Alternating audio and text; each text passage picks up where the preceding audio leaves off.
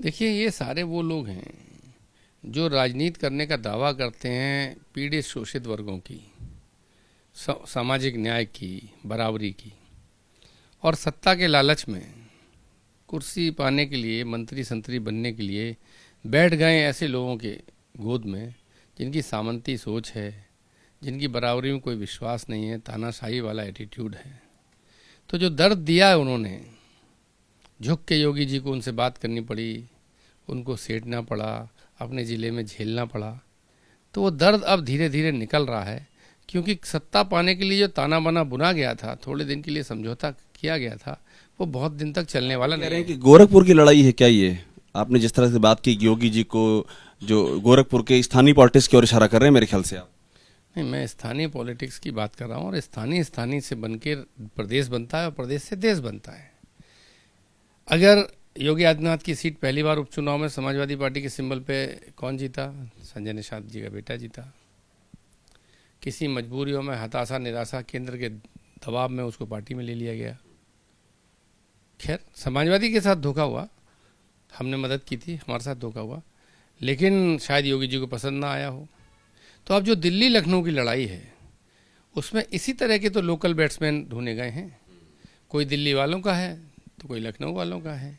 जिसको जिसका मौका मिल रहा है वो दूसरे को पीट दे रहा है। समाजवादी पार्टी इस पूरे इस परिदृश्य में कहाँ खड़ी कि आपकी ओर से भी ऐसे नेताओं को जो कि असंतुष्ट हैं, नाराज हैं, उनको आपकी ओर से आपके दरवाजे खुले हैं उनके लिए?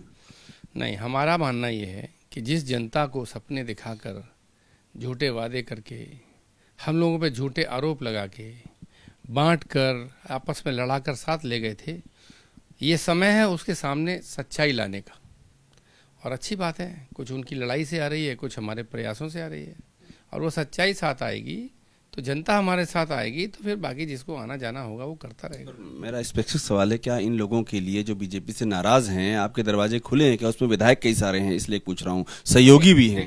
देखिए, ये वैसे निर्णय मैं नहीं ले सकता ना, मेरे निर्णय की कोई हैसियत है कि मैं इस पर कोई टिप्पणी करूँ, लेकिन सिद्धांतन हम विधायकों और सांसदों की परवाह नहीं करते।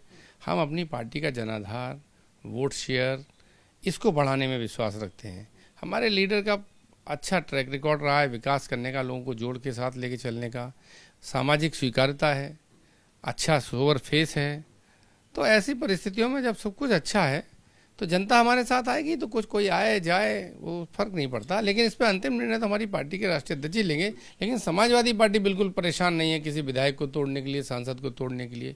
वो अपने साथ टूटें फूटें, लड़ें भिड़ें, कौन घायल हो, कोई घायल अवस्था में मिलेगा तो उसको अस्पताल पहुंचा देंगे एम्बुलेंस से। एक बात मुझे अब जवाब और दे दीजिए कि कांग्रेस के साथ में आपकी उपचुनाव को लेकर के क्या बातचीत चल रही है? कितनी सीटें आप कांग्रेस को देने जा रहे हैं?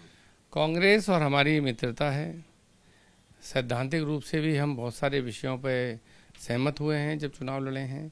वो हमारा मित्र दल है। उत्तर प्रदेश में जो चुनाव की बात आप कर रहे हैं, उस गठबंधन को लेकर अभी मेरी जानकारी में कोई वार्ता नहीं हुई है। अभी चुनाव के लेकर कोई बातचीत नहीं हुई? कोई बातचीत नहीं हुई है। लोग अपने अपने कयास और प्रयास लगा रहे हैं। जब पार्टी के सामने कोई प्रस्ताव वहाँ से आएगा या हमारे यहाँ से जाएगा और उस पर कोई निर्णय होगा तो निश्चित तौर पे हमारे जो जिम्मेदार नेता हैं वो आपको सूचित करेंगे। अभी तक आपके कांग्रेस से कोई ऑफर या कोई प्रस्ताव नहीं? मेरी जानकारी में न कोई प्रस्ताव आया है, न कोई ऑफर आया है, न कोई गया है। हाँ, बस एक भाव है, उनके लोग भी बात कर रहे हैं, हमारे लोग भी कर रहे हैं कि साथ रहना चाहिए, साथ रहना चाहिए।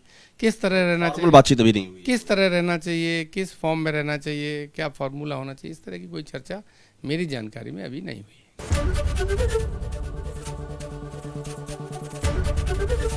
एबीपी गंगा, खबर आपकी, जुबान आपकी।